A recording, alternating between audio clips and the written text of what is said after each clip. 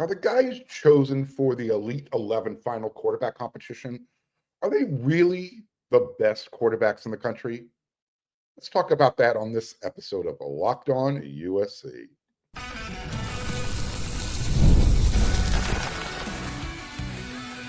You are Locked On USC, your daily podcast on the USC Trojans, part of the Locked On Podcast Network, your team every day. Hey, fight on, everyone. I'm your host, Marc, and thank you for making Locked On USC part of the Locked On Network your first listen every day. Whether you're watching the show on YouTube, wherever you want to download this podcast, you know the routine. It's always free. I always appreciate your support. This episode is brought to you by Monarch Money. Take control of your finances with Monarch Money. Use code LOCKEDONCollege at monarchmoney.com for 50% off your first year. Before I get started, a lot of you have already sent me messages. Marc, where's the episode? I recorded this, or I tried to record this last night. I still kind of have spotty Wi-Fi. It's better than it was last night. So fingers crossed this episode gets recorded and it'll be up shortly. I do apologize for the delay. With that said, I spent part of my evening Tuesday watching the first day of Elite 11 competition. In case some of you aren't aware what that is, it's where a collection of the best quarterbacks, high school quarterbacks throughout the country, they're assembled. It's a controlled environment. Basically, this year you had 20 of the best quarterbacks in the 2026 recruiting cycle. They're in LA, Manhattan Beach, for the Elite 11 finals. Miracosta High School, down by the beach, beautiful, 3 days of competition. Gives these young men a chance to compete, different types of environments, and compete against what's considered the best high school quarterback group in the recruiting cycle. Lots of situational stuff, accuracy, footwork, timing. Elite 11 is considered the preeminent setting when you're trying to, assemble at least the majority of the nation's top quarterbacks side by side. Essentially, it's a dog and pony show. No other way to say it. But you're able to, kind of get a feel for how the group kind of stacks up. You're looking at their physical size, their arm strength, their speed. I mentioned accuracy, and it's just a great way to kind of level up your skill in your development. Today, Wednesday, NFL players, they're going to be the teachers. They're going to pass on their knowledge. It's called Pro Day, and a lot of the guys who show up to kind of be counselors, mentors, teachers, they've gone through this process themselves with the Elite 11. I want to remind everybody, there's no defense involved. There's no pass rush whatsoever. So, it's not, these young men, they're under pressure to perform, but they're not under pressure because they got some big, huge 300-pound lineman, breathing down their neck. So, it's one of those types of environments where you get to show off your skill set. And again, this is part of a multi-evaluation process. So as a lot of you know, when I'm not here at Locked On USC, I'm with WeAreSC.com, part of the On3 network. On3's there as well. They're representing. Whatever happens in this competition, they're going to use it. They're going to use it towards their July On300 rankings. So part of this evaluation will determine, go into the calculus of, where guys kind of move up or maybe move down in the rankings. I think that's a perfect segue right here. Don't forget, since On3 is going to be releasing their On300 in July, the Locked On Network, they're going to be putting up their first ever top 100 players poll in July as well. I voted in that, so we'll see how it turned out. As far as USC's representation at the Elite 11 this year, you've got Jonas Williams, the 88th best prospect, regardless of position in the country. He's someone who he has all those physical skills. And when you watch him play, kind of reminds you a little bit in that Caleb Williams mold. Not a bad thing, right? So we'll see how he does in his senior season. But he looks like he has all the necessary requirements of a Lincoln Riley quarterback, what he looks for. And at the end of this 3-day event, Tuesday, Wednesday, Thursday, an overall MVP will be named. Here's what my buddy Chris Arledge from WeRC.com had to say about, who cares who's named the MVP, because it's so subjective.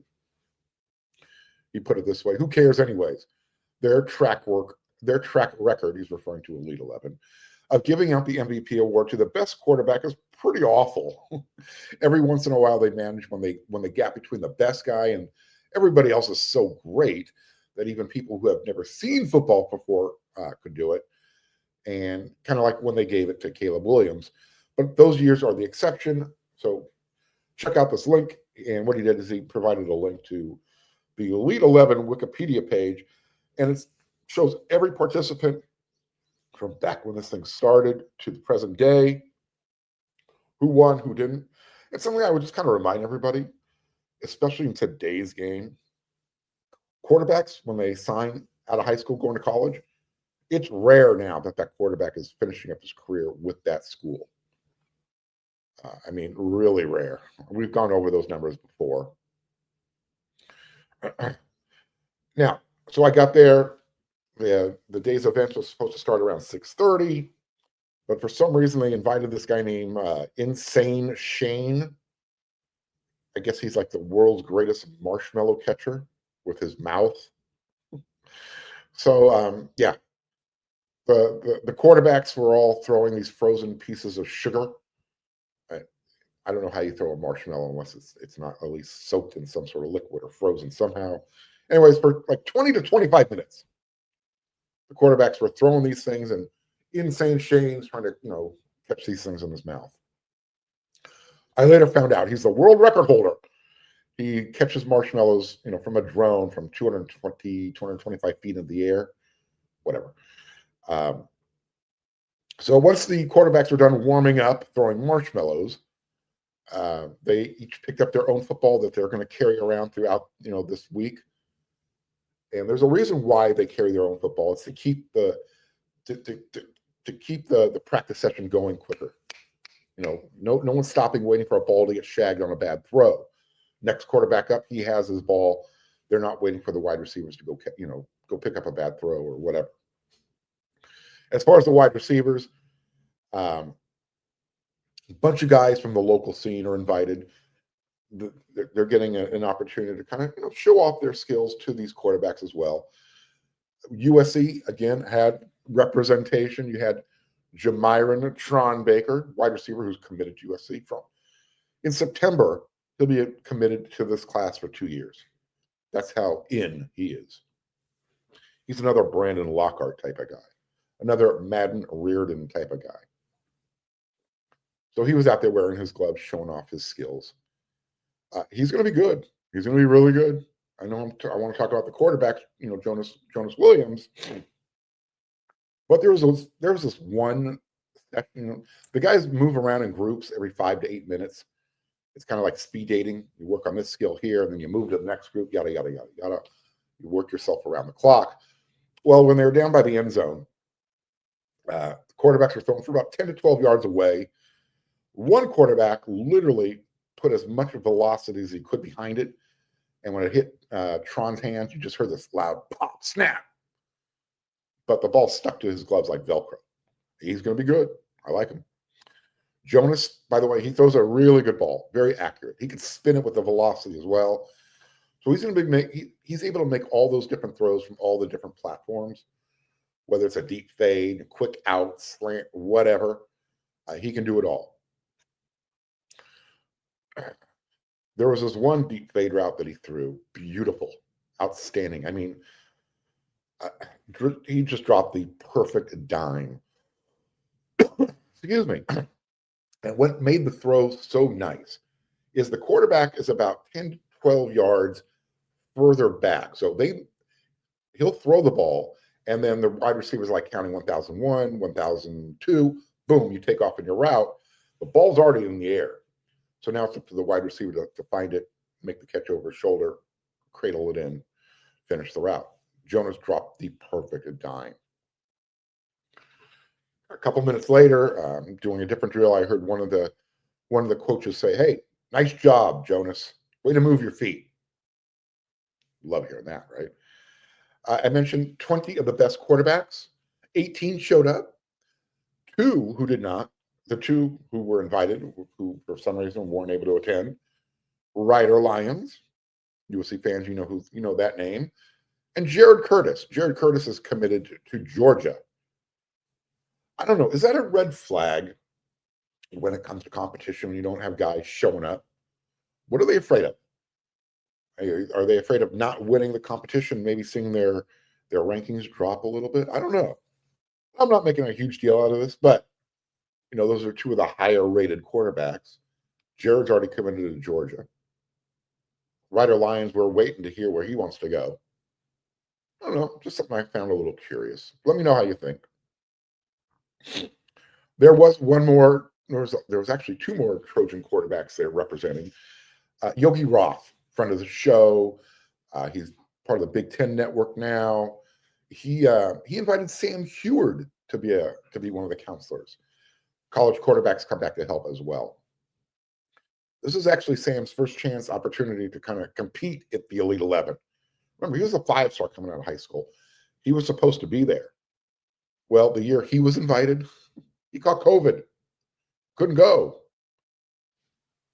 I'll explain to you what happened in the next segment. It was kind of a cool little note. I spoke with Sam and Max Brown. He was there as well.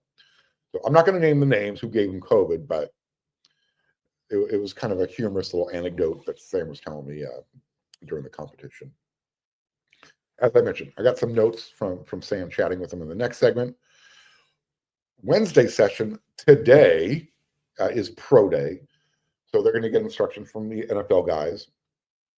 I'm going to be there. I'm probably going to be getting there late, though, because I have Albert Rock Hill scheduled to be interviewed. Hopefully the Wi-Fi will be working then as well. So by the time you see that episode of Locked on USC, this class, guess what? It's going to have gained 1 more edition. And this one is huge, massive. I mean, this next commitment, once it goes public, you're going to probably giggle like a little schoolgirl. Yeah. Some of you, like me, you might stretch out, lean back, stretch out your legs, point your toes to the sky and go, wow, today's a really good day to be a Trojan.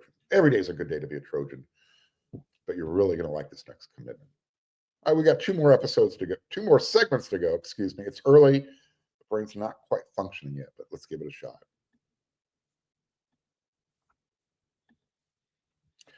When you check your bank account and you see, I need some more money. Where did it all go? I had this much last week. Where did it happen? Where did it go? You're probably like me. You just spend it when you need to spend it. And then when you need it, you're like, I need to keep track of my money. Well, guess what? That's where Monarch Money comes in. It's like having your own personal CFO. It's going to give you full visibility, total control over your finances. And Monarch Money isn't just a budgeting app. It's a complete financial command center. You can track all of your accounts, all of your investments, all of your spending habits. You can do that all in one place. So stop managing your money. Start building some wealth. And you're going to love the convenience of it's convenient because you can do all of this in one application. You don't have to juggle multiple apps. You can use Monarch to check your finances, track your spending. They'll even help you plan some long-term goals. So take control of your finances with Monarch Money. Use code LOCKEDONCollege at monarchmoney.com, and you're going to get 50% off your first year. That's monarchmoney.com. Use code LOCKEDONCollege, and you're going to get half off your first year.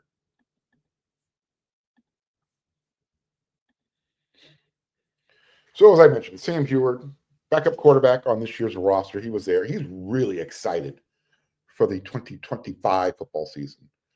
And he wasn't faking it. There was nothing, he was smiling and all that, but you could tell he was very genuine.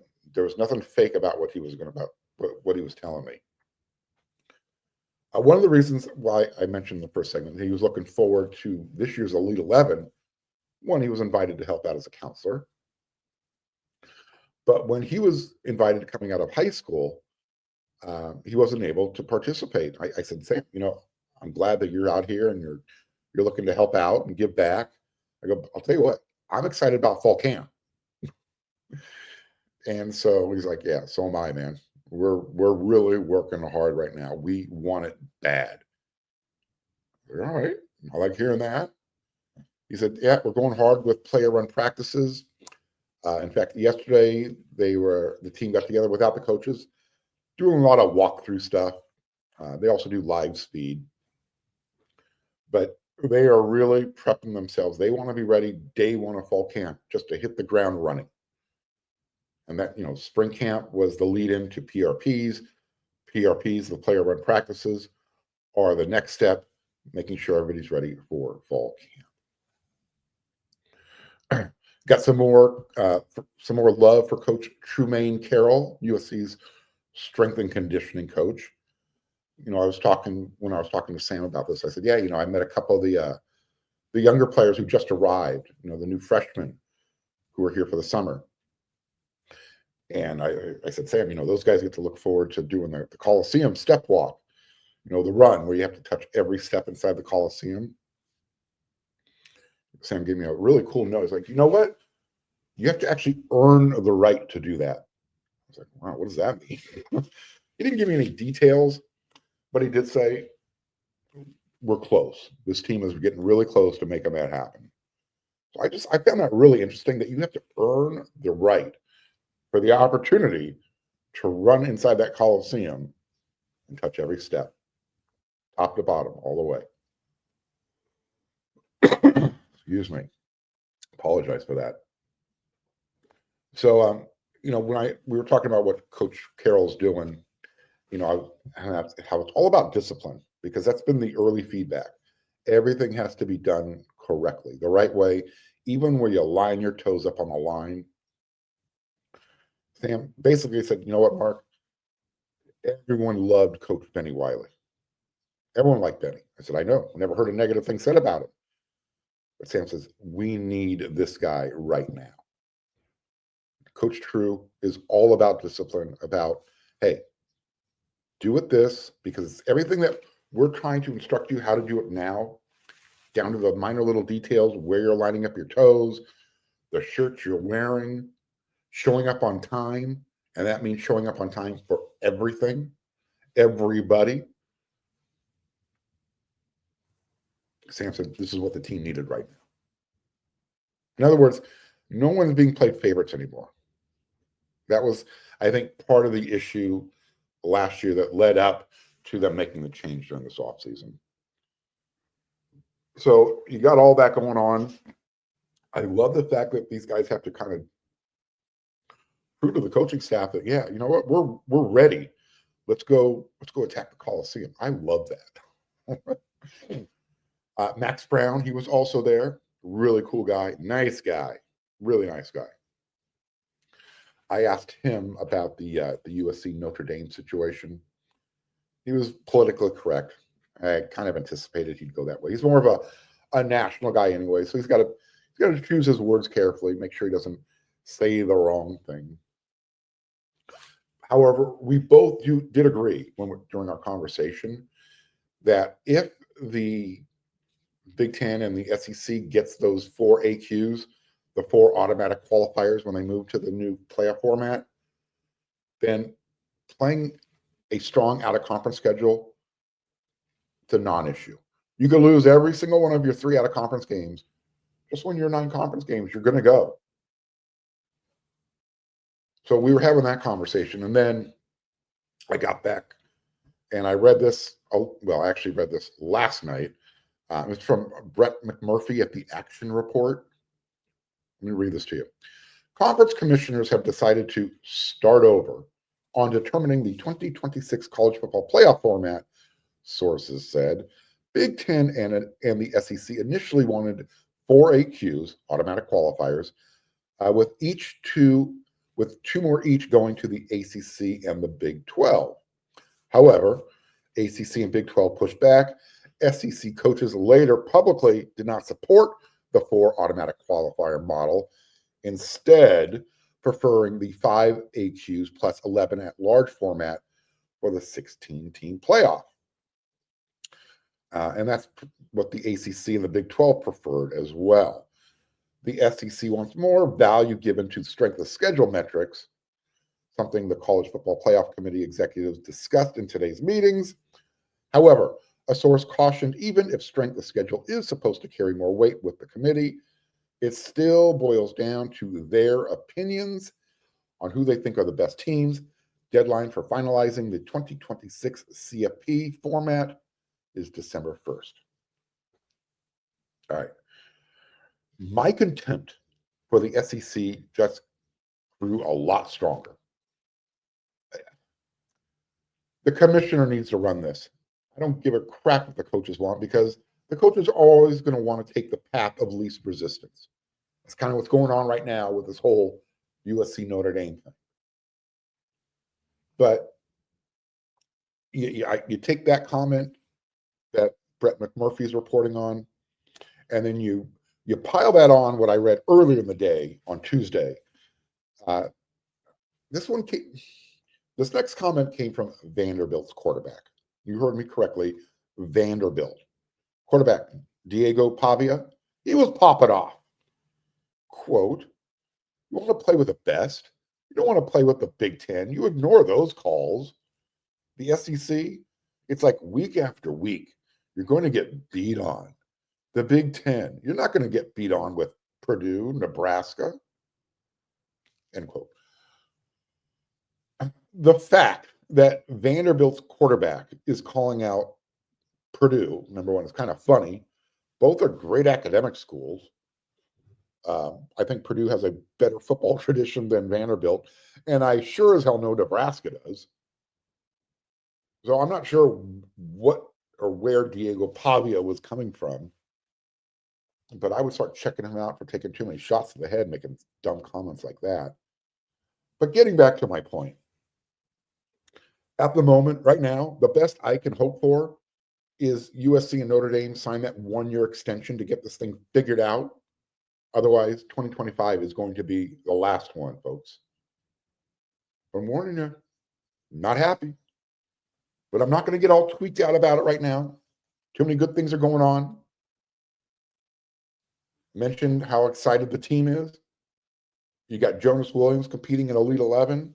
More official visitors are on the way this week. And this is the big and, huge recruit. About to pop. I can't tell you the day.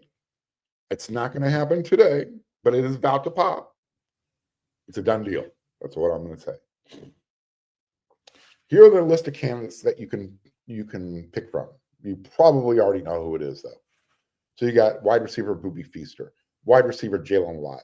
You got the defensive end from the Hun School in New Jersey, Luke Wafel. If you've been paying attention to recruiting, you've got guys canceling their visits. So if you want to go back and look that up, it'll give you a little bit of a clue who's going to be popping. Maybe it's Brett Kolajay. You never know. He's the other guy I've been tripping about a lot recently. The interior offensive lineman from IMG Academy, Kenai Pepe's teammate. When you're done watching this episode of Locked on USC, when you're done with the Locked on Network, don't forget, get on over there to wearesc.com because there's going to be a lot of information breaking. By the way, Brett Kolajay, he's going to be visiting with Marc Bowman. And both of those guys, they played youth football together with Cannon Smith, another USC commit, offensive lineman in the state of Colorado. Oh, the person who played quarterback when they were in their youth, Marc Bowman. So, you got recruiting that's on a roll. Sam Heward, psyched, believe this year's team is going to be big time. And Sam could not talk about it enough. He's the reason why he's at USC. Yeah, his uncle's the quarterback coach, but it's because of Lincoln Riley. He loves Lincoln Riley. He loves the vision that he's selling. He's completely bought in. And like me, he's also looking forward to getting fall camp started. Oh, and if you're watching this episode, we're 73 days away from kickoff against Missouri State. Beat the Bears. One more segment to go.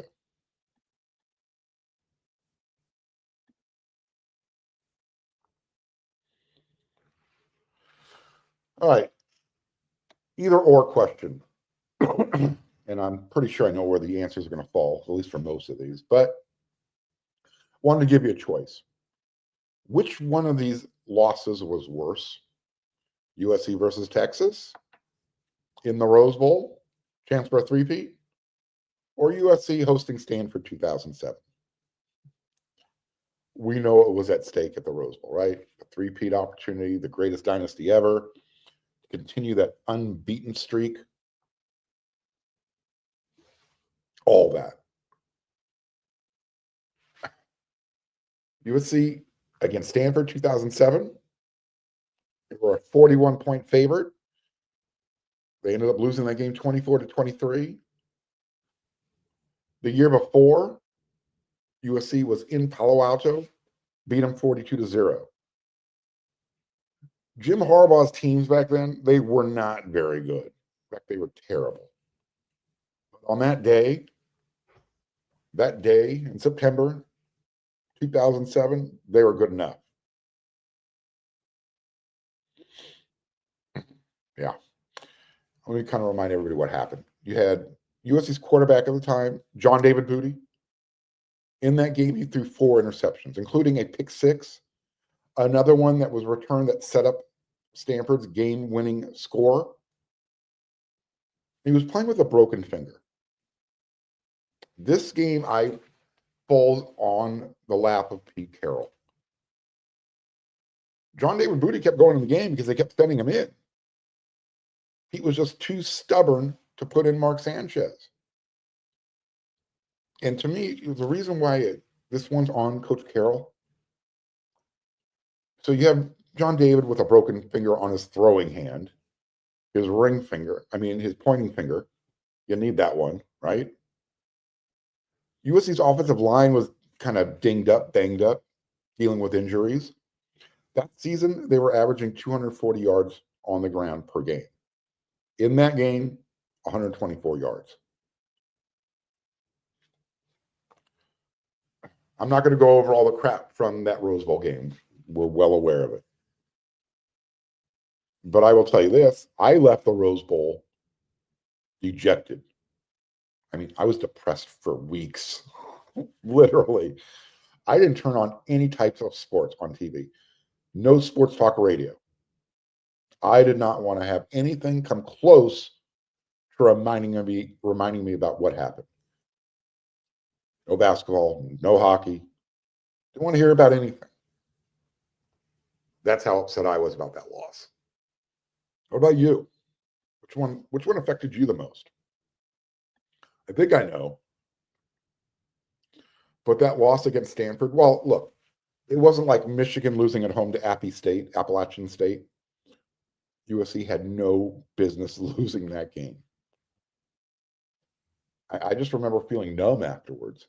I'm standing there in the herd, and I'm finding myself doing this, giving the Stanford players a standing ovation as they left the field. Even the Stanford players are they're looking like, whoa, what just happened? They weren't even sure how to react.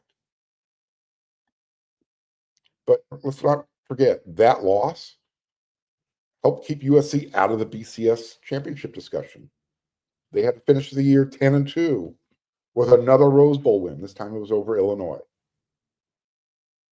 I know, there was sarcasm there. 10-2, another Rose Bowl win. So, I don't know. Was that Stanford loss worse when you put everything into context? USC was playing for a national championship against Texas. It was their third in a row. They had maybe the greatest backfield ever. Matt Leinart, Reggie Bush, Lendale White. Talk about Matt's throw to Brandon Hancock's ankles in the flat that would have sealed the game.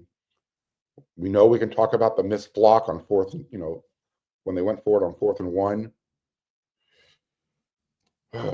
You let me know. Hit me up in the comment section. We're going to see. I think this episode went through.